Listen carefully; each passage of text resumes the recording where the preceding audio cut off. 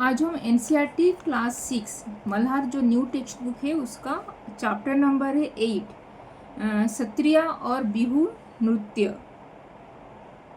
Chapter number 8 Sattriya और बिहू नृत्य, इसका आज मैं एक्सप्लेनेशन करूंगी।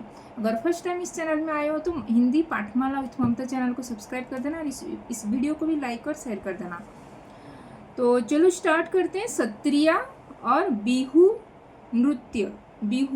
बिहू जो आसाम स्टेट का जो फोक डांस होता है, जो डांस होता है वहाँ पे, उसको बिहू के नाम से वहाँ पे प्रचलित है। वो एक पॉपुलर वहाँ पे फेमस डांस होता है वहाँ पे, बिहू नृत्य।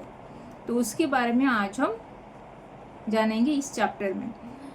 तो चलो स्टार्ट करते हैं। सत्रिया और बिहू नृत्य। भारत एक विशाल देश है। तो भारत जो जिस देश में रहते हैं वो है भारत, यानी कि इंडिया कंट्री में जो रहते हैं हम लोग, भारत एक विशाल देश है। मतलब विशाल देश है मतलब बहुत ही बड़ा बिग कंट्री है। इसकी रंग बिरंगी, सुंदर, प्राचीन और जीवन से भरी संस्कृति पूरी दुनिया में अनोखी है। तो यहाँ पे जो भारत देश में हम जो रहते हैं वो भारत की जो रंग बिरंगी, यहाँ पे कलरफुल, उसका जो संस्कृति सुंदर, प्राचीन और जीवन से भरा हुआ, ये संस्कृति से ये भारत देश भरपूर है। तो भारत के प्रत्येक स्थान का नृत्य, संगीत, कला, खान पान, भाषा, पहनावा, रहन सहन के तरीके, सब कुछ इतना मोहक है कि पूरी दुनिया से लोग भारत की ओर खींचे चले आते हैं। तो पूरी भारत से लोग यहाँ पे खींचे चले आते हैं यहाँ पे उसकी जो खान पान, भाषा, पहनावा को देखने के लिए, रहन सहन को। इस पाठ में भी एक परिवार के एक दूसरे देश से भारत में आया है। इस पाठ में भी एक परिवार, जो एक फैमिली यहाँ पे पूरे देश से भारत में पूरी देश दूसरे देश से, यहाँ पे इस पाठ में भी एक परिवार एक दूसरे देश से भारत में आया है। एक परिवार यानी कि एक फैमिली भी यहाँ पे दूसरे देश, दूसरा कंट्री से इस भारत में आया है। आइए पढ़ते हैं कि वे कौन है, भारत में कहाँ आए हैं और क्यों आए हैं।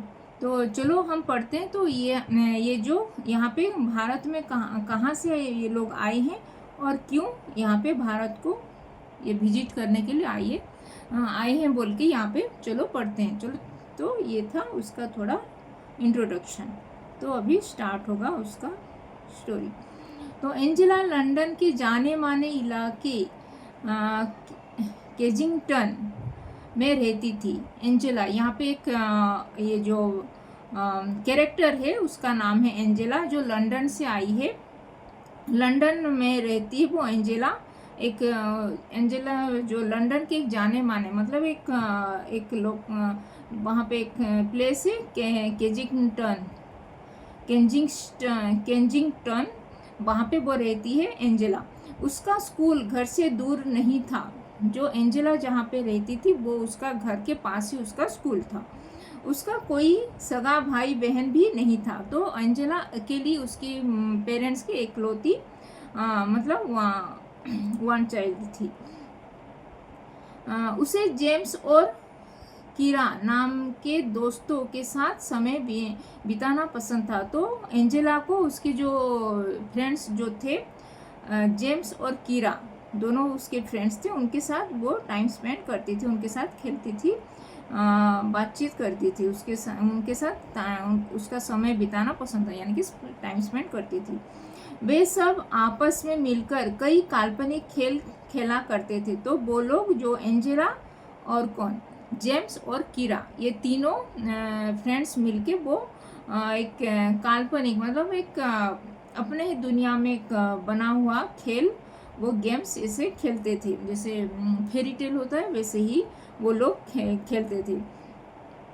उन्हें ऐसी कहानियाँ का पात्र बनने में मज़ा आता था। तो वो लोग ऐसे ही कहानी के पात्र, मतलब उस टाइप के कैरेक्टर में वो बन के वो उस जैसे स्टोरी वो वो करते थे, स्टोरी में जो खेलते थे वो स्टोरी बेस में जो फेरी टेल का स्टोरी बना के, वैसे ही उस कैरेक्टर में जो भी कैरेक्टर था उसको लेके वो कैरेक्टर रोल करके वो एक दूसरे के साथ वो लोग खेलते थे। तो जिनमें दूर दराज की दुनिया का जिक्र हो, एंजेला को हर उस कहानी से प्यार था। तो जैसे वो स्टोरी वो जो खेलते थे, वो जो ये स्टोरी बेस जो फेरी टेल वाला जो कहानी अपने ही आप में जो काल्पनिक खेल जो रच कर वो लोग खेलते थे, वैसे ही उसमें वो दूर दराज की दुनिया का जिक्र हो। जैसे दूर दराज यानी कि बहुत ही वर्ल्ड का जो जितने सारे कंट्री है वहाँ पे वो जैसे वहाँ पे वो लोग उस कंट्री के ऊपर वो लोग बेस करके वो लोग काल्पनिक कहानी बना के वो लोग खेलते थे। एंजेला को हर उस कहानी से प्यार था जिसमें उसे ताजमहल, एफिल टावर या कोलोजियम की यात्रा पर जाना हो। तो वो एंजेला ऐसे ही ताजमहल, एफिल टावर और कोलोजियम की यात्रा, वो ट्रेवल पर जाना उसको पसंद होता था। ऐसे ही कहानी वो लोग रच के कहानी स्टोरी बना के वो लोग खेलते थे। जैसे ताजमहल के ऊपर स्टोरी, एफिल टावर और कोलोजियम जो ये 7 वंडर्स ऑफ द वर्ल्ड जो है उसको बेस करके वो लोग कहानी गढ़ते थे, और वो उस कहानी को गेम में वो लोग उसी फेरी टेल हिसाब से वो लोग खेलते थे।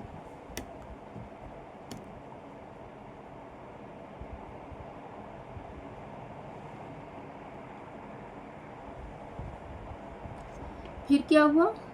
हाँ, तो उसे बिल्कुल अंदाज़ा नहीं था कि जल्दी ही यात्राओं की उसकी ये कहानियाँ सच साबित होने वाली है। तो जो वो फेरी टेल वो कहानी बना के जो वो लोग खेलते थे, जैसे एफिल टावर, ताजमहल, कोलोजियम, इसके ऊपर जो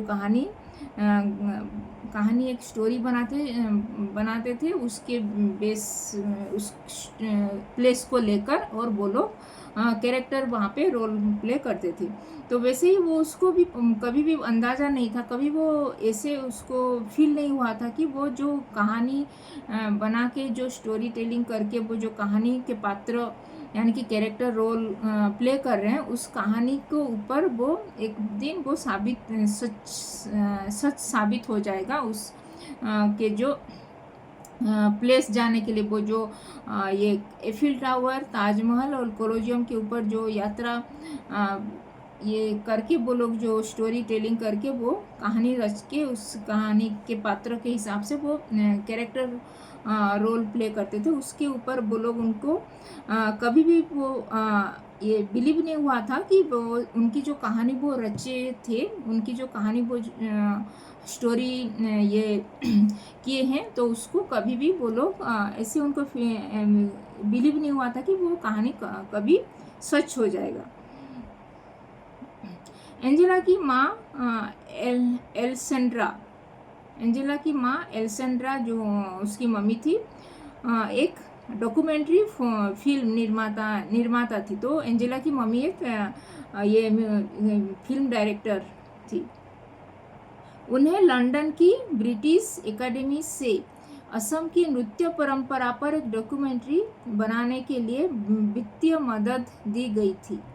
तो एंजेला की मम्मी को जो लंदन में जो थी, लंदन के जो ब्रिटिश एकेडमी था वहाँ पे आसाम के जो नृत्य परंपरा यानी कि आसाम जो स्टेट का, इंडिया का जो आसाम स्टेट का नृत्य परंपरा यानी कि जो डांस उसका जो ट्रेडिशन के ऊपर एक डॉक्यूमेंट्री फिल्म बनाने के लिए उसको ये ऑफर आया था।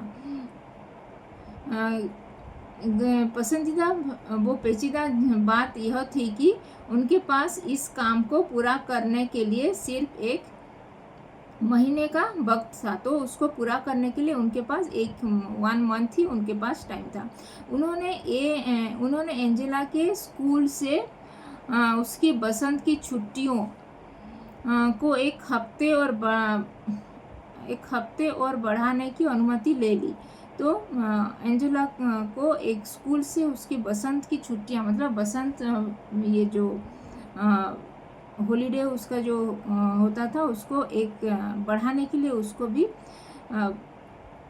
एंजेला को जो छुट्टी होने वाला था, जो बसंत हॉलीडे, तो उसको एक और बढ़ाने के लिए उसको अनुमति मिली, और जिससे एंजेला और उसके जो पिता ब्रायन भी उनके साथ जा सके। मतलब वो एंजेला उसकी फैमिली के साथ, मतलब उसके पेरेंट के साथ वो आसाम उसकी जो मम्मी का जो डॉक्यूमेंट्री फिल्म का जो ऑफर आया था, उस जो पेरेंट्स उसके, मतलब उसके फादर के साथ जाने के लिए उसको भी अनुमति मिली। वो उसका जो स्कूल छुट्टी चल रहा था उस टाइम में, बसंत की छुट्टियाँ, मतलब स्प्रिंग सीजन में जो उनका जो फिर ये छुट्टी होता है स्कूल का छुट्टी, वो उस टाइम में उसको जाना था।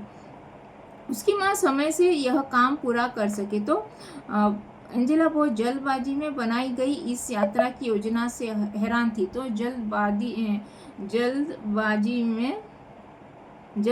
में जो बनाई गई थी ये जो ऐसे जल्दी ही वो जो ये यात्रा करने के लिए, वो जो आसाम जाने के लिए ये जो प्लान किए थे, तो वो हैरान थी।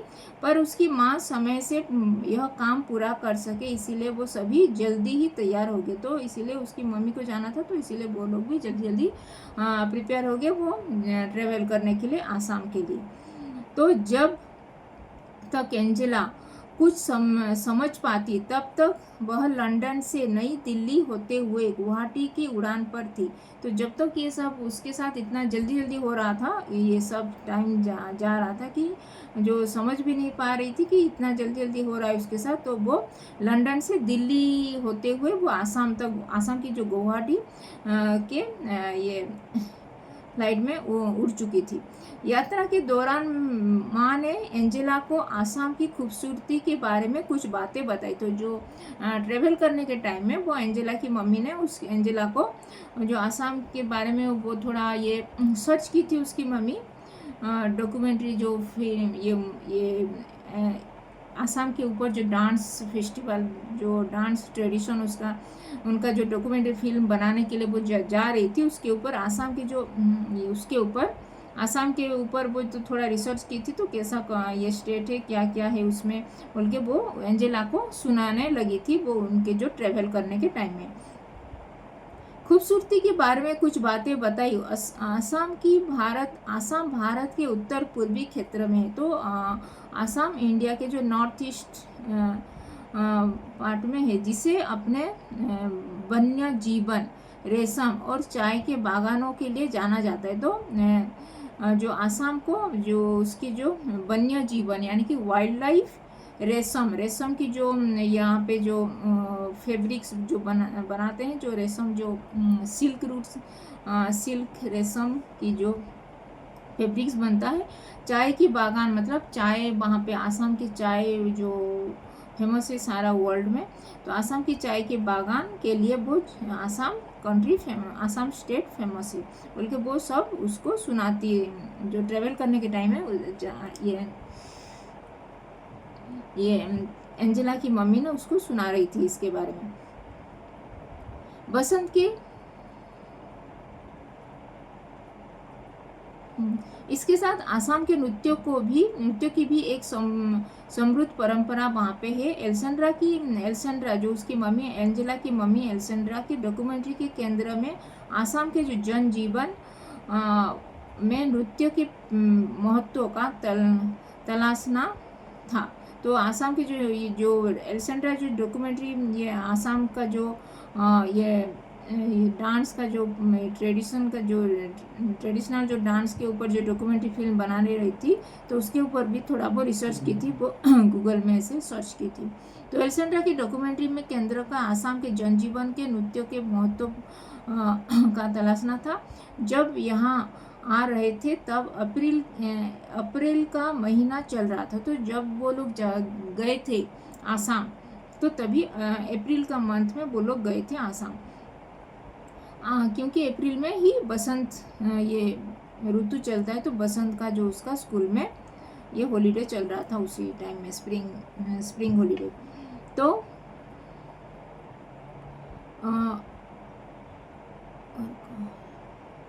असम में यह नए साल का वक्त होता है। तो असम में वहाँ पे नया साल मनाया जाता है वो अप्रैल के महीने में।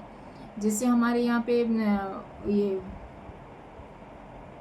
नया ये हनुमान जयंती विषुव संक्रांति को जैसे हमारा जो फर्स्ट हिंदू न्यू ईयर मनाते हैं, वैसे ही आसाम में भी अप्रैल में वहाँ पे उनका नया साल मनाते हैं। वो बसंत की आने की खुशी में वे सभी एक त्यौहार मनाते हैं। तो बसंत ऋतु जब चलता है, स्प्रिंग सीजन जब चलता है, तो वो लोग उसको वेलकम करने के लिए स्प्रिंग सीजन को वो लोग एक त्यौहार यानी कि फेस्टिवल वो वहाँ पे मनाते हैं, जिसे बिहू कहा जाता है। जो फेस्टिवल वो लोग मनाते हैं, जो आसाम स्प्रिंग सीजन को वेलकम करने के लिए, उसको बोलते हैं बिहू। तो एंजेला उसी रात इसे देखने जाने वाली थी। तो एंजेला उसी रात ही वो बिहू जो ये लोग मनाते थे, जो उनका जो ट्रेडिशनल ये था बिहू, जो स्प्रिंग सीजन को वेलकम करने के थे, और वो एंजेला उसकी फैमिली के साथ वो उसको देखने के लिए जाने वाली थी। गुवाहाटी के एक होटल में सामान्य होने के बाद वे उसी शाम पास के एक गांव मलंग में गए थे। तो गुवाहाटी के होटल में वो पहुंच गए, फिर उसके पास उसके उसी शाम ही वो लोग एक मलंग करके एक गांव था, वहाँ पे वो लोग गए थे। वो बिहू जो चल रहा था, उनका जो ट्रेडिशनल बसंत को वेलकम करने के लिए, स्प्रिंग सीजन को वेलकम करने के लिए, जो वो लोग एक बिहू करके जो ट्रेडिशन उनका जो ये एक कल्चरल प्रोग्राम करते हैं, उसको देखने के लिए वो लोग उसी ही दिन एक मलंग करके एक गांव था, वहाँ पे वो लोग उसके एंजेला उसकी पेरेंट्स के साथ गई। उसी दिन ही जब वो लोग पहुंची, उसी दिन ही वो शाम को वो लोग गए थे। गांव पहुंचने पर माँ ने एंजेला को बताया कि बिहू एक कृषि आधारित त्यौहार है। मतलब बिहू को बोलो कृषि यानी कि एग्रीकल्चरल जो हार्वेस्टिंग करते हैं, जैसे ये हार्वेस्टिंग के टाइम में वो लोग मनाते हैं, ये पोंगल या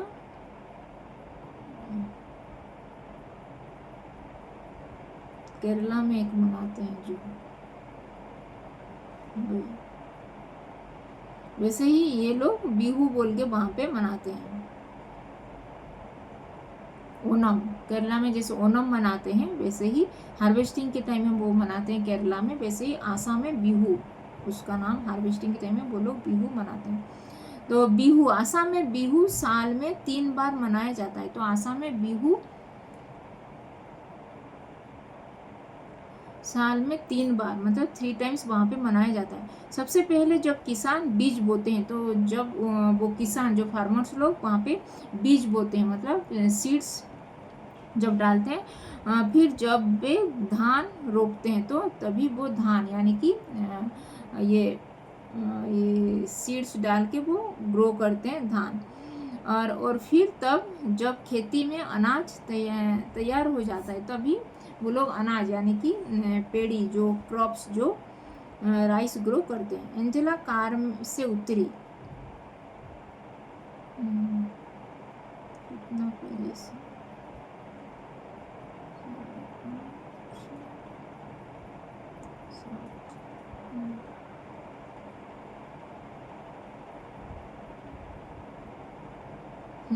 एंजेला कार से उतरी, मतलब वो लोग पहुंच गई वो मलंग गांव में, वो कार से उतरी और वहां पे आसपास के उत्सव जैसे माहौल देखकर वो हतप्रभ यानी कि बहुत ही आश्चर्यचकित, वो बहुत ही सरप्राइज हो गई वहाँ, क्योंकि वो ऐसा कभी वो ट्रेडिशनल जो फेस्टिवल वो कभी देखी नहीं थी, क्योंकि वो लंदन से आई थी। वहाँ एक बड़े से बरगद के पेड़ के नीचे जो बनियान ट्री था, वहाँ पे नीचे वो एक मंच वहाँ पे बनाया था, एक स्टेज बना था। वह जगह लोगों से भरी हुई थी, वहाँ पे सब लोग एकत्रित हुए थे। एंजेला ने एक पेड़ के नीचे एक साथ इतने लोगों को पहले कभी नहीं देखा था। तो एंजेला एक पेड़ के नीचे वहाँ पे इतने सारे लोगों को एक साथ कभी वो देखी नहीं थी। इतने सारे लोग वहाँ पे एकत्रित हुए थे, गेट टुगेदर कर रहे थे वहाँ पे। खुले आसमान के नीचे लोगों के बीच बैठकर उसे ऐसा लग रहा था जैसे वह आश्चर्यजनक रूप से किसी टाइम मशीन में आकर बैठ गई हो। जैसे उसको लग रहा था कि वो ऐसे टाइम मशीन में बैठ गई है और वहाँ पे ये सब एंजॉय कर रही है। या क्या वह उस वक्त किसी सपनों की दुनिया में थी। वैसे उसको ये सब देख के उसको जैसे लग रहा था कि वो ऐसे ही फेरी टेल की कहानी में ही घूम रही है, जैसे वो लोग खेलते थे वैसे कहानी बनाकर वो ऐसे ही सपनों में वैसे ही खेल रही है, सपनों की दुनिया में ही है बोल के ऐसे उसको फील हो रहा था। लेकिन वो सच में आसाम में वो बिहू उनका जो ट्रेडिशनल कल्चरल प्रोग्राम चल रहा था उस हार्वेस्टिंग के टाइम में उसको एंजॉय करने आई थी। वो रियल में वो उसके साथ हो रहा था, लेकिन उसको लग रहा था कि वो सपना देख रही है जैसे। वह मंत्रमुग्ध होकर यह या क्या वह उस वक्त किसी सपनों की दुनिया में थी। वह मंत्रमुग्ध होकर वहाँ लड़के लड़कियों को बसंत ऋतु के आगमन पर नृत्य करते देख रही थी। तो वो सभी वहाँ पे लड़का लड़कियाँ सब लोग गर्ल्स बॉयज़ मिलकर वहाँ पे बसंत ऋतु यानी कि जो स्प्रिंग सीजन को वेलकम करने के लिए जो ये लोग ये कल्चरल प्रोग्राम ये लोग कर रहे थे उसको देखने के लिए वो लोग एकत्रित होकर वो डांस कर रहे थे, आगमन पर नृत्य करते वो देख रही थी। एंजेला ने इस बात पर ध्यान दिया कि लड़कों ने वाद्य यंत्र ले रखे हैं और लड़कियों ने लाल और बादामी रंग की गहरी डिजाइन वाली खूबसूरत पोशाक पहने रखी। तो वो देखी कि लड़के ने वाद्य यंत्र वो जो ढोलक पकड़ के वो लोग डांस कर रहे थे और वो लड़की लोग लाल और बादामी मतलब रेड और ब्राउन कलर की गहरी डिजाइन वाला एक खूबसूरत पोशाक वो लोग ये साड़ी पहनकर वो लोग डांस कर रहे थे। साड़ी पहनकर वे सभी काफ़ी रंगीन और मस्त लग रहे थे। वो बहुत ही मस्त बहुत ही लग रहे थे। उनका हिलता डुलता शरीर हाथ पैर की हलचल से समझ आ रहा था कि वे मौज मस्ती के नृत्य में खोए हुए। तो वो लोग को देखने से ही पता चला कि बहुत ही वो लोग बहुत ही खुशी से वो लोग डांस कर रहे हैं, वो लोग बहुत ही एंजॉय कर रहे हैं उस डांस में। उसकी इच्छा हुई कि वह भी अपने घर पर बसंत के आगमन पर ऐसे ही नृत्य करेगी। तो वो भी ऐसे वो देख के उनको वो भी सोच रही थी कि वो जब भी उनके यहाँ पे वो लंदन में जो जब वो रिटर्न करेगी वहाँ पे जब ये बसंत ये जो स्प्रिंग सीजन आएगा तभी वो लोग भी वहाँ पे उसके फ्रेंड्स लोगों के साथ ऐसे मिलकर वो डांस करेगी बोल के ये सोचने लगी थी। तो अभी तक का स्टोरी इतना ही रखते हैं, नहीं तो लंबा वीडियो हो जाएगा, ये लॉन्ग हो जाएगा ये वीडियो। 77 तक आज का हो गया, पेज नंबर 77 का। फिर नेक्स्ट 78 पेज नंबर 78, 79 और 80, 78, 79, 80 एंड 81 नेक्स्ट वीडियोज में ये कंप्लीट करेंगे, नहीं तो लंबा हो जाएगा। तो यहाँ पे कुछ समझने में प्रॉब्लम हुआ तो कमेंट में लिख सकते हो। और अभी तक चैनल को सब्सक्राइब नहीं किया तो हिंदी पाठमाला विथ ममता चैनल को सब्सक्राइब कर देना और इस वीडियो को भी लाइक और शेयर कर देना। इस चैनल में आप लोग अंकुर हिंदी पाठमाला क्लास 1 से स्टार्ट होकर क्लास 8 तक और ये एनसीईआरटी का, फिर बाल राम कथा, बाल महाभारत कथा का और Karnataka state board, Orissa state board और ये तेलंगाना स्टेट बोर्ड का वीडियो सब अपलोड हुआ है। सभी क्लास वाइज प्लेलिस्ट में जाके चेक कर सकते हो। और एनसीईआरटी का हिंदी ग्रामर का भी अपलोड हुआ है, ये टॉपिक वाइज वो भी जाके चेक कर सकते हो, प्लेलिस्ट में सभी उपलब्ध है। तो धन्यवाद, थैंक यू।